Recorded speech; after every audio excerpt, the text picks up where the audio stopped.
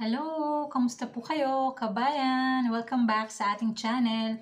At kung hindi ka pa nakapag-subscribe, ay please i-click mo na po yung subscribe button and bell notification button para updated ka sa mga next videos na i-upload ko. Thank you so much! And for this video, ay gusto kong i-share sa inyo kung paano mag-open ng BPI account. So, merong dalawang ways kung paano mag-open ng BPI account. So, first is yung traditional. So, pupunta ka ng BPI branch at para makapag-open ka doon ng iyong savings account or regular account, ganyan. And yung next option naman is via online. So, kung meron kang internet sa bahay, through website, so, type nyo lang sa inyong Google Chrome or sa inyong mga web browser yung www.bpi.com.ph. Then, pwede kayong mag-register online.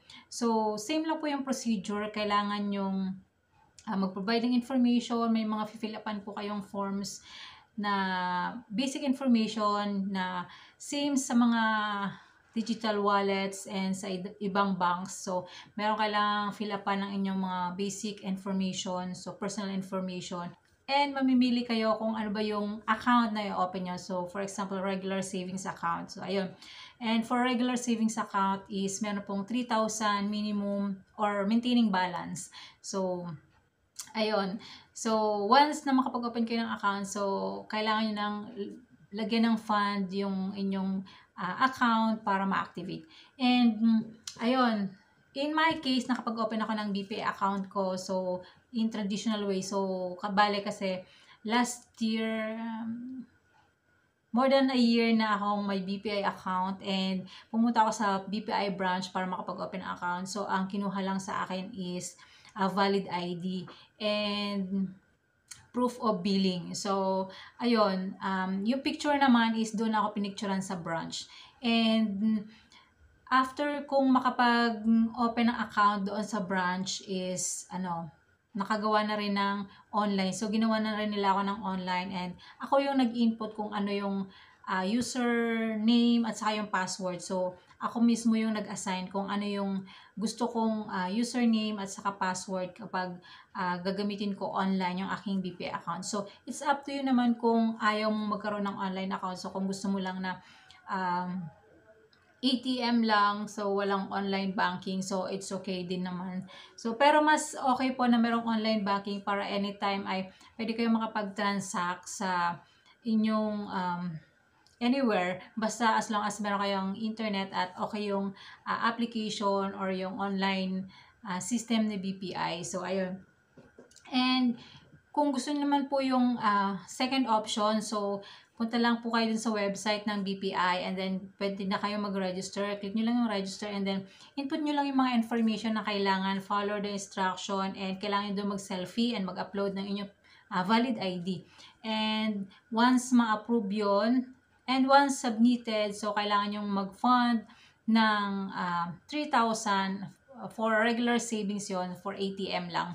So, yung ibang accounts, for example, passbook and iba pang savings account or checking account. So, mas malaki yung maintaining balance. So, in my case, ang kinuha ko lang nga is yung regular savings na merong ATM. So, meron nga siyang 3,000 minimum maintaining balance. Pero, in my case kasi kumuha ako ng insurance or yung Family Protect na i-vlog ko na rin before. So, kapag ka ganon ay mawi-wave na yung maintaining balance. So, my case is zero maintaining balance na kasi nga apply ako or meron na akong insurance na kinuha doon sa BPI. So, ayun.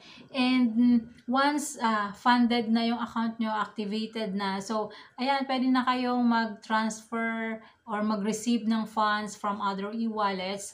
And, ayun, if ever na mag-create po kayo ng account, pwede nyo pong i-enter yung aking referral code. So, ilalagay ko na lang po sa description box or sa comment section yung referral code if ever na merong slot na fill upan for referral code. So, pwede nyo pong input. So, optional naman po yun kung gusto nyo lang po.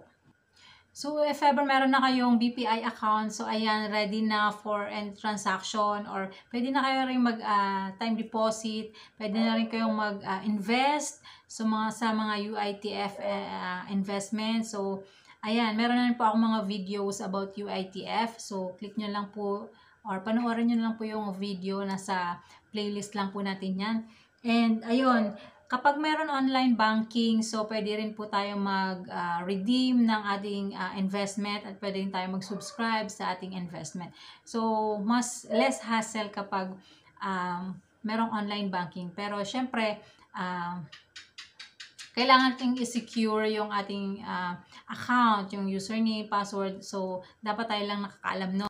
And if ever meron kang GCash account, so, mas okay din na meron kang BP account, lalo na kung ka-cash in, cash out ka. So, kung meron kang extra income, so, kung yung ginagawa mo yung negosyo or extra income, yung cash in, cash out, so, advisable na meron kang bank account na nakalink sa GCash para less yung charge sa pagka-cash in to your GCash account. Ayun, 5 pesos yung charge kapag magka-cash in via GCash. So, kapag nakalink yung account mo sa GCash is 5 pesos lang yung magiging charge. Unlike kapag hindi naka-link sa GCash, so every transaction is I think 25 pesos. So, malaking bagay yung difference niya.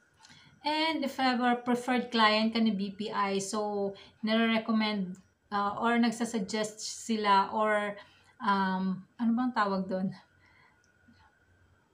Ino-offeran kanila ng credit card. So, meron na sa akin tumawag sa branch na ano daw, qualified ako for platinum credit card, and so nireject ko siya kasi ayoko nung credit card. So, iwas gastos muna. So, ayun. And after ilang weeks, ganyan, meron ulit tumawag sa akin from head office ng BPI. So, ayun, qualified nga daw ako sa platinum credit card ni BPI. So, tingnan natin. Let's see. Pero sa ngayon ay iwas muna tayo sa credit card and gastos, ganyan.